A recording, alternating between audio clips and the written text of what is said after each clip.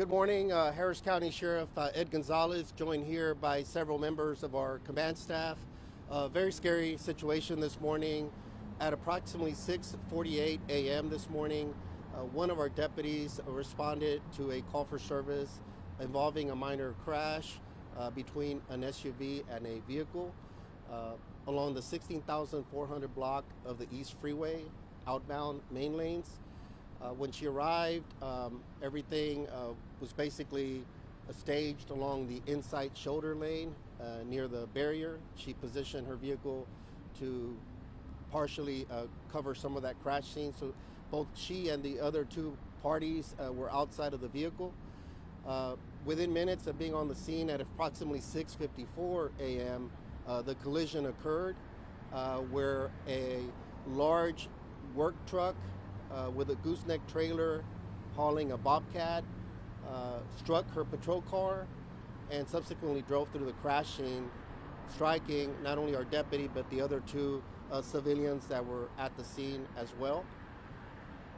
The driver did remain on scene. At this point, there's no signs of any impairment. Everyone is accounted for. Our deputy and another individual were transported here by ground. Initially, we attempted to utilize Lifeline, but due to the weather conditions, they were unable to fly. But they were able to respond to the scene, and Lifeline personnel did ride in the ambulance with at least one of the persons that was transported here to the hospital. A third person was transported to another hospital. So far, what we know in regards to conditions is that our deputy is in serious but fair condition. She's expected to survive her injuries. She primarily has injuries to her legs. The other male that was brought here has more injuries, basically from his chest down, dealing with some broken bones. He too is in serious condition, but while he has a longer recovery period, he is also expected to survive his injuries.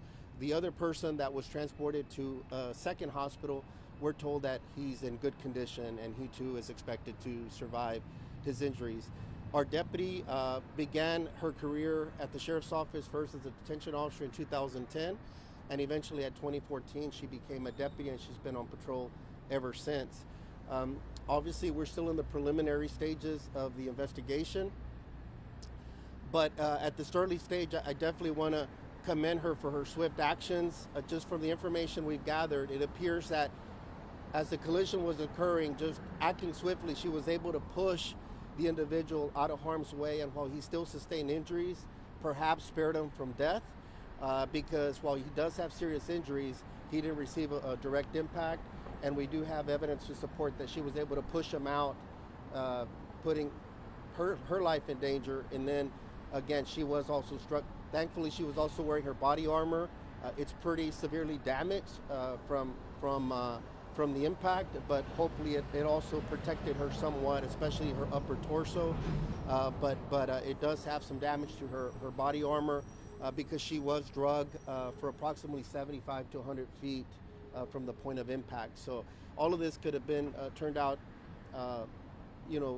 just even more dire than what it is. But scary moments.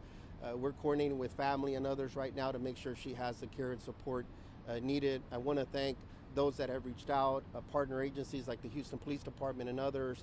Judge Hidalgo is just arriving here at the hospital as well as the other commissioners as well for caring for our deputy and everyone that was injured on the scene.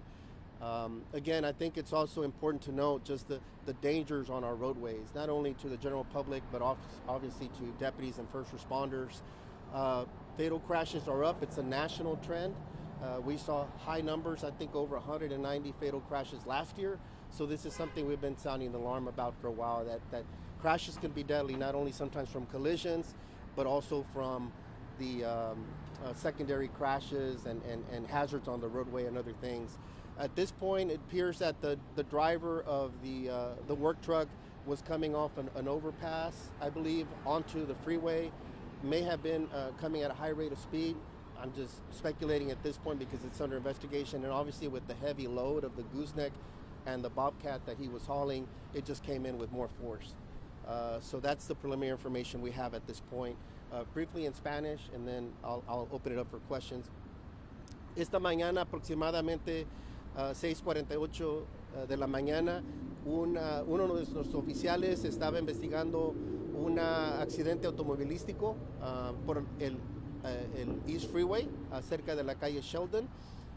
Cuando salió a investigar el accidente, involucraba dos otros vehículos y dos otras personas. Vino una camioneta de trabajo, estaba cargando una traila con equipo de construcción. Cuando impactó o tuvo un choque con el carro de nuestro oficial y después atropelló a nuestro oficial, a las dos otras personas que estaban fuera de sus carros.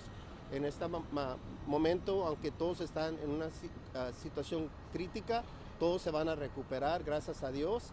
Entonces, es lo que vamos a hacer, estar seguro que todos tengan el apoyo, y obviamente gracias por sus oraciones, por apoyar a nuestro oficial, y ella parece ser que va a poder sobresalir de sus heridas, gracias a Dios, y las otras dos personas que estuvieron heridas en esta mañana en el accidente automovilístico. Any questions? Joe Shea with KRIV here, Sheriff. We were told that she was able to call and say, hey, I've been hit. She was crying, she was distraught, and she was under, I guess, a bridge of some sort. Can you talk about that call, talk about the situation when she actually was thrown in the air and then was under the bridge, essentially? Yes, again, she arrived at approximately 6:48. At approximately 6:54 is where the collision occurred. At 6:55, within a minute, she radioed in distress, asking for help, asking for assistance, and of course, everyone just immediately, it caught everyone's attention. There was some initial confusion with the radio traffic because we were also working a nearby crash scene unrelated to that one. And so it was a very scary moment, but again, I commend her for her swift actions, the alertness of being able to get on the radio, be able to get help there quickly, first responders and other help to avoid any further crashes. It was very chaotic in the beginning, but again, her presence of mind, situational awareness, that will to survive are all commendable, especially again at the last moment.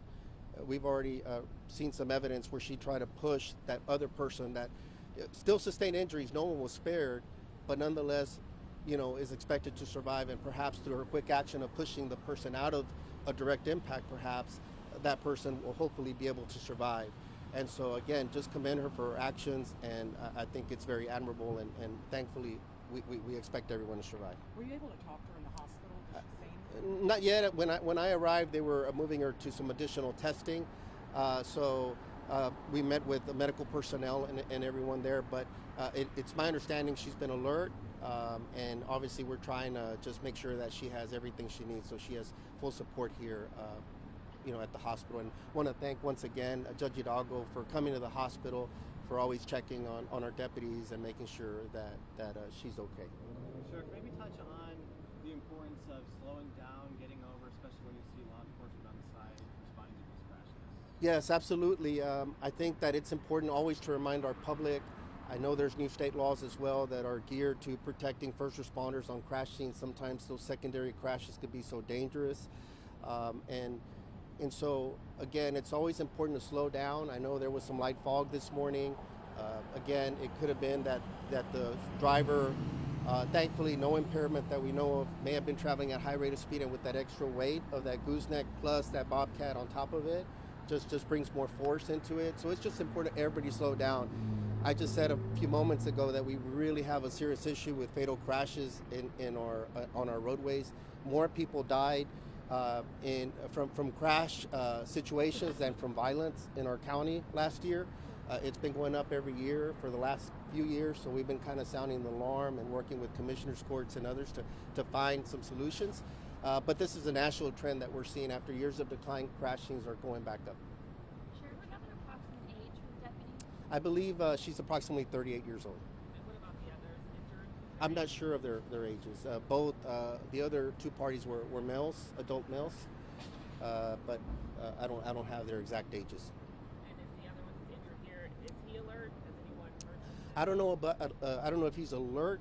He had more serious injuries, just in the sense that he had more broken bones. He was in CAT scan when we arrived.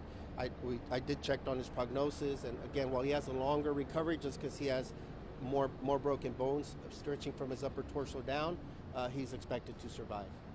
and said she was injured in the leg area. lower leg area. had She has broken bones, at least one broken bone on her leg or her leg, and some other injuries to her lower legs as well. But she's expected to survive and make a full recovery. We're going to support her through that. No charges that I know of. But again, I'll leave that to our professionals out on the scene that are handling the crash investigation to determine that. But I don't know of any criminal charges that are pending against anyone on this. It's obviously very unfortunate. If speed was a factor, that could have been a contributing factor. It could be citations, other things, but I'm not sure. Judge Hidalgo, do you want to say something? Thank you, Sheriff, and to the leaders here at the Sheriff's Office. Sheriff, they had just brought her back from the CT when I was waiting by her room, so I did have a chance to talk to her. And we're gonna wait for her just a moment.